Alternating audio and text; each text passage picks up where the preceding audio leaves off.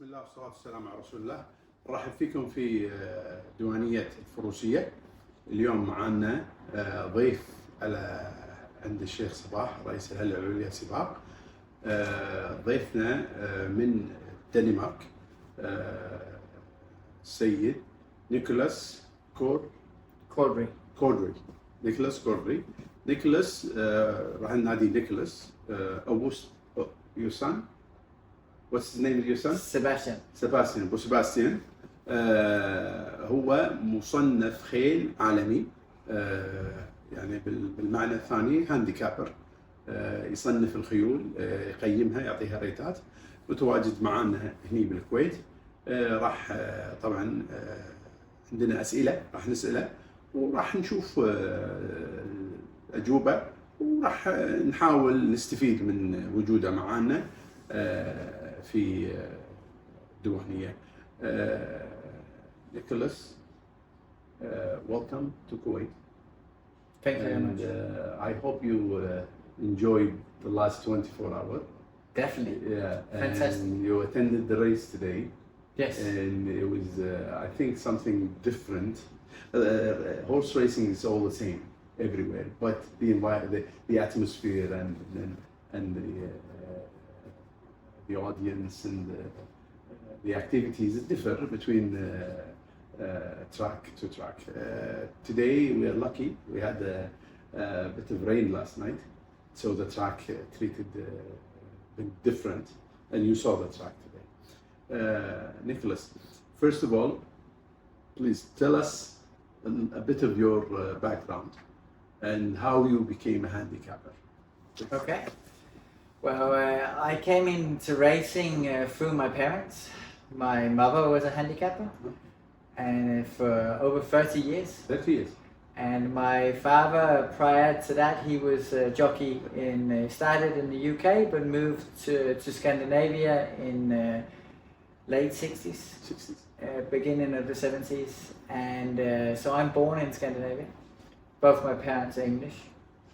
And I grew up involved in racing, but only watching it as a kid. But it was sort of just a part of me. And I think my parents wanted me to try something else, but Never happened. It never happened. So I started riding as an amateur when I was 17. Oh. In UK? In Scandinavia. And and I studied until I was 22. And then I went to Italy as an amateur and rode races down there, and very quickly I had 25 winners. In Italy? In Italy. Oh, okay. And the trainer said to me I had to be a professional. So we seeked the license to become apprentice. But at that time, in the beginning of the 90s, the Italian system was a bit difficult. So, and then because I'd seeked to be apprentice, they wouldn't allow me to ride races. Okay. So after, I think, 6 months, and I didn't get a license because they kept making it, I went back to Scandinavia. And then I become an apprentice for a very short time because I had already quite a lot of winners. And then my career kicked off as a jockey, and I was a professional jockey for 15 years. 15 years in Scandinavia? In Scandinavia. You rode internationally? Yes, I had just nearly 1,000 winners. Okay. 987 I think it is. Majority in Scandinavia, but I rode winners in most of Europe. I've ridden in most of Europe. I rode in Canada, US, got winners in the US, and I have in the Middle East, I've only ridden in Dubai, and I think I have 12 winners in Dubai as well. Yes. This is in? This is around year 2000, 2001. Oh, okay. Not too far. It's a long time ago. 23 years. Yes. But year 2000 just... It goes quick. It goes quick, yeah. But I had, as so many other jockeys, some accidents occasionally. Yeah. When you ride a lot of races, it does happen. It happens. And I had the last one in 2009, and the doctor said it's time to stop. And then you decided to No, shift. then I decided I had an IT education in the beginning of the 90s, but to suddenly start 20 years later wanting to work with IT when I was educated, the mouse was it hardly was invented. The hard disk is the same size as this room. Yes. So I took a bachelor in sports management. Okay. And then just before I finished, the Swedish Jockey Club offered me the job as director of racing. And I was there for 5 years. And then I took a year as CEO for the racecourse in Copenhagen. And then after that, I just I needed a timeout. Yeah. Everything had gone so quickly. And my mother, she had said that she was considering retiring. So I talked to the jockey clubs and I said, this could be something for me. It fits very well in my lifestyle. It's a lot of work from home, not as much traveling as I've been used to. And I thought this would be a good challenge. Good challenge, yeah. And it's been a very good challenge. You have a backup, your mother can assist. Yes, I have a good sparring partner. That's a good advantage. Yes, and with the background from all the years I've had in racing myself, but both my parents. And then it took off from there, doing handicapping and learning how to do handicapping. Yes, I knew how to do it before. Yes. I've always had the interest. My uncle had an IT company, and he built a specific handicap program. Okay. And my mother and him worked together with this for nearly 20 years, building a very good system. And I've overtook this system, and it works. It's very good. And it's when I show other handicappers in major countries, they sit saying, "Wow, is this 20 years old? This is well advanced to what is on the market today." So it's good. Yeah. So why you are here in Kuwait? We start with this question because I have a list of questions. Yes. But let's start with this. Why you are in Kuwait at this moment? Well. Been approached by. I've been approached if I would be interested to see if the handicap system could be implemented here, and if I could be interested in doing that and implement it in the further races, and to work with the already implemented handicap for the Arabian race. Yes. So that's why I was asked. A month ago. Yeah. And I have automatically, from the minute I put the phone down, I went in and I got all the information I could about Kuwait, and I've been working with it since, even though the racing season in Scandinavia is not finished yet. It's not finished. We have 2 race days. Okay. But I've spent a lot of hours trying to find out. Understanding of what Kuwait racing is all about. Yes.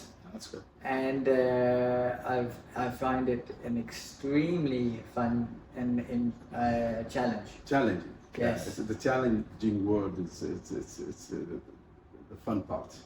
I think handicapping is always a challenge. Oh, it's always. But I never understand it, but I will try to understand it from you. Okay. I learn a little bit of how to handicap, even though it's not my field of expertise. But again. Like you said, it's always a challenge to understand something new. Yeah. So let's try to enhance the understanding, especially in Kuwait. Nobody, we've been introduced by handicap a while back, but it never picked up. So let's say we learned a little bit through the Arabians. Yeah. We understand how to do the weight system and how to calculate. But again, the thoroughbred is, I think it's a bigger field and bigger challenge. So I have a list of questions, so we'll go through them if we can. let's say, what is meant by handicapping? Yes. So a lot of people say handicap. What this means? It's a figure that all horses, they get a figure, and this figure reflects mainly the last 4 or 5 races the horse is running, and it tries to find and it continually goes up and down for the horse's form, and the purpose is to get a figure that makes all horses, if you want it in specific races, all the horses to come in at the same time over the winning post. Okay. That is the challenge. That is a very good challenge. Very good challenge. The second question: are there different handicapping between Arabian horses, thoroughbreds, local bred? Because today I have a lot of questions about local bred. How are you going to treat them? So there is a different way of handicapping them, or it's all the same system? There's handicapping is the same system, no matter if it's an Arabian horse or thoroughbred. But we have a different scale, where they're not completely the same. So if a thoroughbred is rated 70, it would be a sort of average good horse. For an Arab, it's not exactly the same. So that it's not exactly. It's not exactly the same weight. No. So if you was to buy a horse from France and it was a thoroughbred, and in France it had 1 handicap, and come here, and if you bought an Arab and it had the same handicap, it wouldn't get the same handicap. Okay. So and that's the same everywhere. That's the same everywhere. But you would. They run a little bit slower, the Arabian horses. Arabian, yes. So there's a little bit difference on. So you have to take the timing in consideration of handicapping the horse. If you can, it's definitely a very good thing to do, and especially on dirt racing. But you have to be sure. If you take the timing, you have to be 100% sure that it's correct. Correct. In some countries, it's all automatic. When the gates open, a time starts. And some countries, it's through a person who presses the button. But it's like that in a lot of countries. So you can only use the time as a little help, but definitely use it. Definitely use it. Yes. And how about the local bred? Because today I received a few questions regarding the local bred. The thoroughbred, not the Arabians. Yes. How are you going to treat them in handicapping? The same way as all other horses. So there's no advantage to being a local bred, but there's no disadvantage to being a local bred. But if let's say the local breds are better than the imports, then they will have a higher handicap. If they're not as good, they'll have a lower handicap. So when they run against the other horses, they should have exactly the same chance as any other horse. But do they have to run with imported horses for them to receive a handicap, or it's just they run together and you rate them as together as local bred? I can handicap them if they don't run together, but I need them to run together to find out if the level is correct. Okay. So if I can't have one, handicap one set of horses and another set of horses, and make sure they're correct. They have to meet each other sometimes.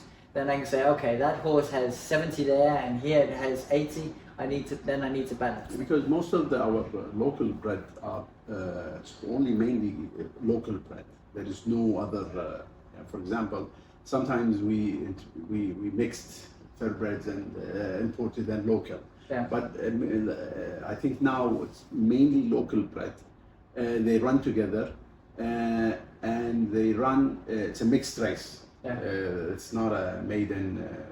I think we dedicated some maiden races, but always they run together. The 2-year-old, 3-year-old runs with the 10-year-old, the first class with the maiden. So they all run together. The balance is not there. But see, that's why we need to find the balance there. But there must be some horses occasionally at some time, if there's some more money in a race, they'll try to go for it, and then we'll see. And then once we've had a few horses do they could be rated together. Yes. Okay, that's because they were afraid what's going to happen? Do I have to race with the import for us to get rated? But again, they can run together and they get rated. If they decided to go to imported race for the import, that's their decision. I will handicap them. Yeah, we will handicap them. And when they meet each other, I'll find out if they're wrong. Okay. So then I change it. Yeah, okay. So so there is a possibility of changing the rate. yes. There's no. It's not a fixed one, and you cannot change it. It's possible to change in for this because everything's new. Yes. And we got to find the right balance. So I wouldn't change on one performance, but if we have 5 horses running and all 5 horses are struggling to, then I would say, okay, they're too high, then I have to drop them. Drop them. Okay. So what I'm understanding is you're trying to find a balance. I have to find a balance. Okay. Yes. The other question. Now we rated the horses. We gave them their handicap, and if the horse travel and does his rate account in the host country? Because, for example, if I take my horse, want to go to Qatar to race him, yes, and I have 100 rated horse, what's the handicapper will deal with the 100? Until we've had a few horses travel to different countries, Okay. and or we have some horses travel to Kuwait and race, then they'll say, no, you can come and run in condition races, Okay. but not in handicaps. Okay. So when we've had a few horses just running condition races, or then we can talk together. Then they'll Kuwait or Dubai or Saudi Arabia or Bahrain, we'll find a balance. We'll find out. But they want to know, even if all the horses have a handicap here, we need to find out if that fits exactly with Dubai or exactly with Bahrain, and that only can happen by some horses traveling backwards and forwards. So this will happen, but it takes time. It takes time. They have to acknowledge that we have a system that works. Okay, and we need horses to come in to Kuwait and race here, so we can create this acceptance, let's say. Yeah, we need let's say Bahrain. We need horses trained in Bahrain to come here and race. And go back to Bahrain. Just come for one race and go back again. Or a Kuwaiti trained horse go to Bahrain, race there, because then the handicapper in Bahrain will say to me, "Your horse runs to 90 here." Yeah. So I said, "Perfect. I have it on 90." If he says it runs to 90 and I say, "Well, I've got it at 100," then maybe I have them too high. Yeah. Then I will wait and see next time, because horses don't. It's not always that you can't be sure on one performance. You have to have several. Several. Yes. That's good. Because I think people would, after some time, I think after a year or two, after the system runs properly, then they will think starting, sending their horses abroad. Yes. Yeah. I mean, that's are older races taken consideration for a handicap horse? For example, I have a horse who ran 5 years ago in UK, and then you want to handicap him now. Do you look at his older races, or you just look at the last 4 or 5 races in Kuwait? Past performance, let's say. I look at the past performance. Yeah. I wouldn't take them into my system, all performances, but I would go in and when I analyze the horse, I would definitely check the whole history of the horse, especially in this case where it's implementing a new handicap system. Okay. I have all the horses that's run up to date that I have gone in and found out what do they have in the UK or in Dubai or where they raced. And I have what their performance was when they was imported here, what their highest performance was, how many runs they have. So I have already marked all the horses to say, this is a horse that I think will improve more, or this is a horse that has run a lot of times.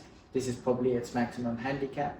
And as well look at the distances the horse has been running at, and very much if it has run on the dirt or if it's on the turf. On the turf.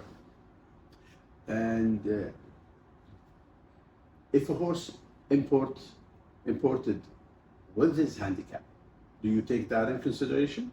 It's already been handicapped. Yes, yes, definitely. Yeah, and you keep it that.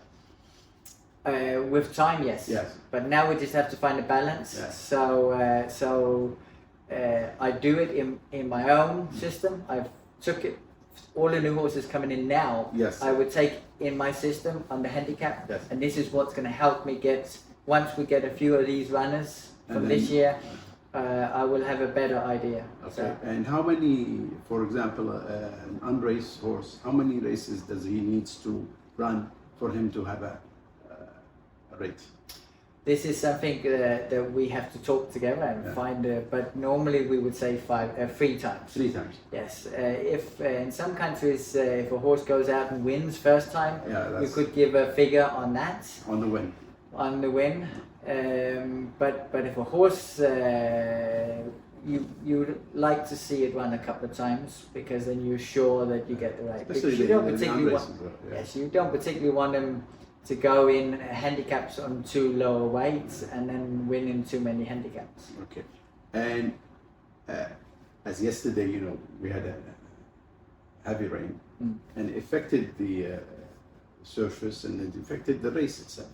Yeah. Does this take under consideration when you handicap a race? Yes.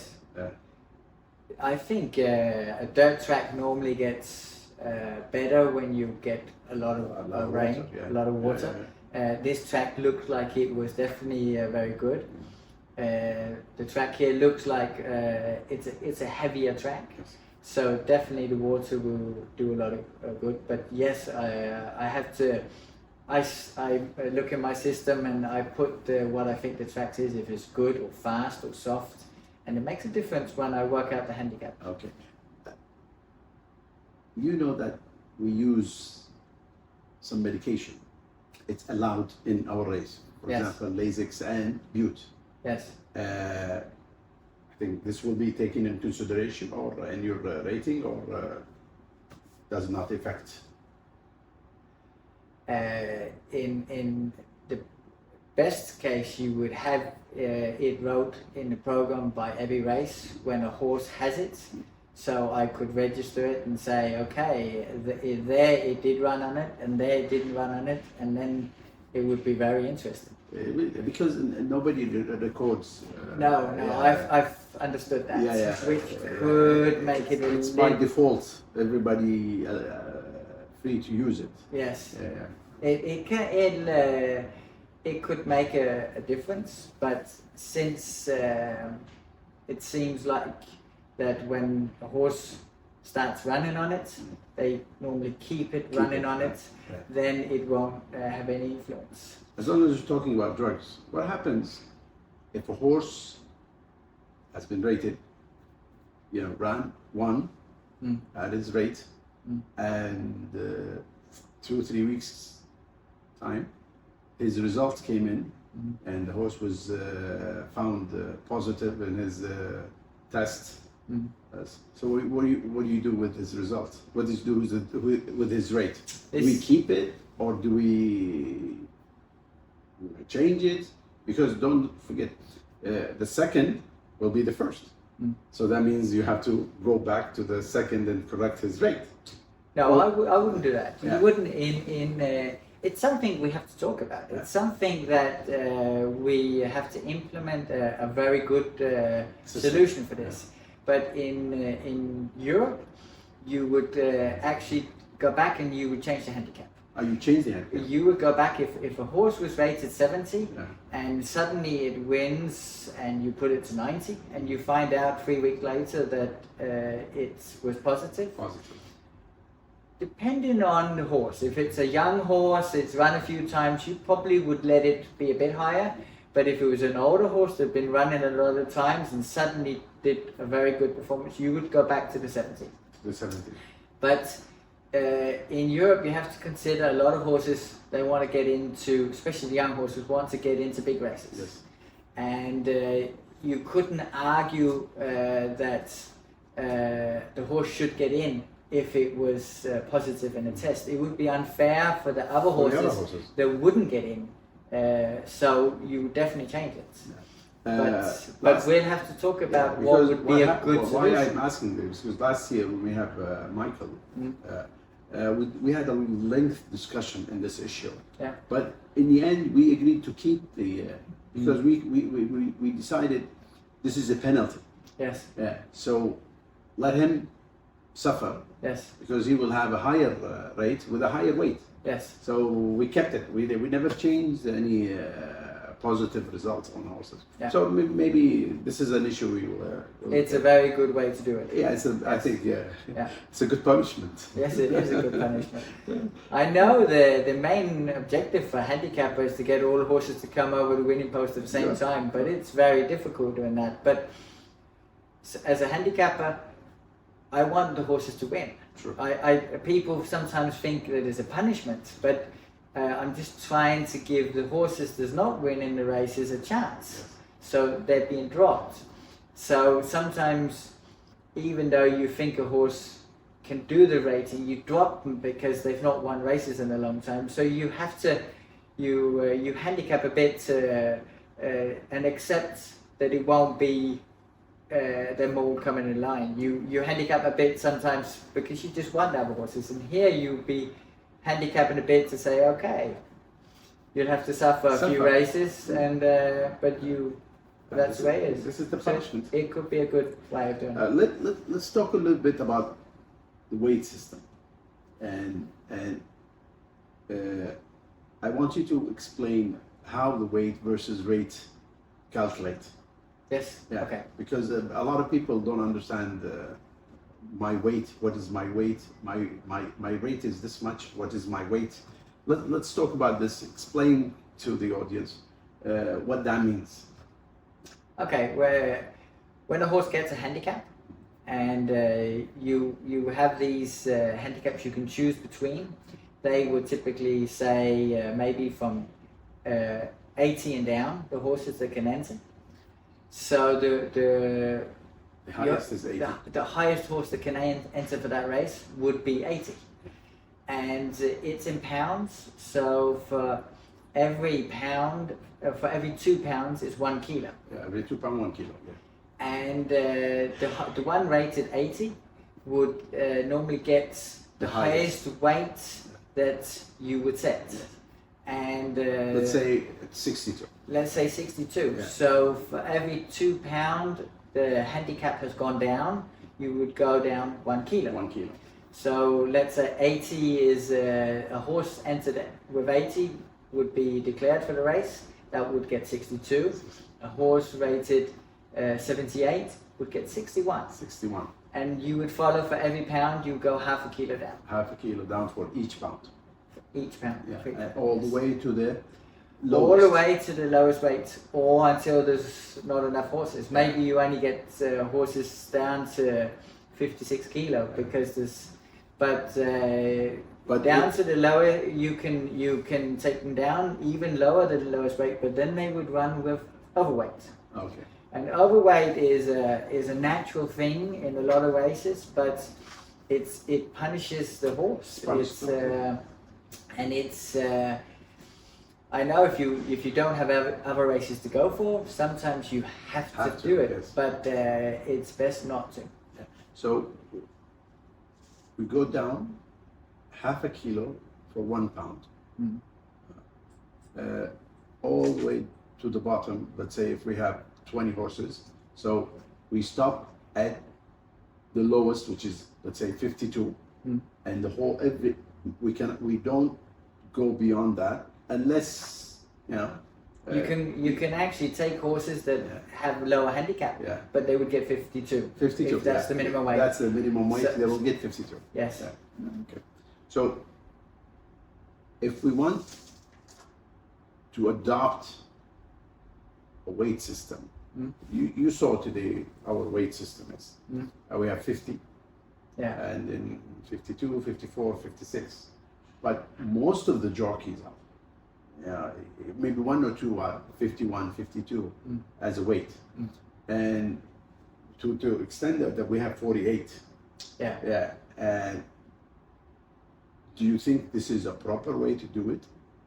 Or do we need to raise the scale a little bit higher and say 52, 51, 52, and consider that as a minimum, and then we'll do a higher rate at 62, for example, 63, 64, and keep that as the highest, and test it and see what happens. I think you mentioned something. By time, jockeys will be adapting to the to the weight. Yes, that could happen. I think internationally they've seen in a lot of countries that they have to go higher today. People are getting, I wouldn't say heavier, but people are higher. And it's difficult to have the low weights. And I think in most European countries the minimum weight is 51 or 52. 52, yeah. And I think looking at your program today and the last couple of race days, and I've followed I've gone back to January in the short time, not all races, but I'm working on it, and I can see I'm surprised how many ride with overweight. And for me it don't make sense not to set it up to 52 or 53 to give the horse owners a better chance, because it's the horse owners that's suffering as well, because the ones who can get a jockey that can do the weights, it's better for them, and not so good for the ones who can't. I think if you get overweight, that will affect the rating, right? It will. Yeah. Yes. Yeah. We want to close with any advice from you. You saw the trainers today, you saw the jockeys, you saw committees that works. I want your honest opinion. Are we doing proper job, or we need to enhance it a little bit? What do you think? I want your honest opinion. I think there's so many years racing in Kuwait. It is. I've been so positively surprised by coming down here. Of course, there's some things. There's always a lot of small things that you can do. You can see even in the UK every year the rule books get changed, small details, and everything is to make things better. And all these small things, I think would be good to look at different things and steadily change the things that could benefit and help. In the long end, it's to have good racing that's fair, and that so all parties can see the sense in that you do these changes, and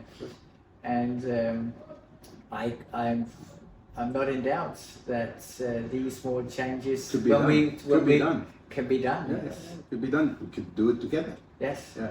I want to ask you the final question. What do you think about the surface today? When I've watched races on the television, I thought that's very deep. Now I know racing a lot, and I've only ridden on one dirt track before, which has this oily surface in Jebel Ali. And I can see the resemblance. But not the hill. Not the hill. That was it was a very good track to ride. It took some tries to work it out. I'm surprised when I walk on it, it doesn't stick like normal dirt track. That's why I saw you went in. Yes, I walk backwards and forwards because I thought this, and so it's I think it's a very good balance. Yes, I can see on riders it's not really sticking. So I'm not sure if the horses will back off like you see in some dirt tracks. Kickback. Yes. So I need to see more before I want to say too much, but it's a long straight, and that's unusual on a dirt track. So we kept it this way. Yes, I think we kept it this way. And I think that's I think you need to learn how to ride the track here. And you think it's in the future we need to change the surface? I don't know. I don't know. I wouldn't even know what to suggest to put there. A lot of countries have changed from the dirt to synthetic material. Synthetic. And that is to make better racing for the horses, because it's very close to the turf, and I think there's probably less casualties on the synthetic and the turf as you have on the dirt. Absolutely. If you measure on what they have in the US, for example. But if it works and everybody's happy with it, keep it. Keep it. A synthetic Just make track. sure it's properly maintained. Yes, a synthetic track. Not only is it expensive, it's definitely good to ride on. It's good for the horses. I think could be difficult to maintain in these kind of climates. They've tried in Dubai with the pizza, but they changed it back to dirt again. Yes. It was nice having a chat with you. I hope the audience enjoy it, and again, I hope you enjoy the rest of your holiday. Thank you. It was a pleasure. I really enjoyed it. Thank you. Thank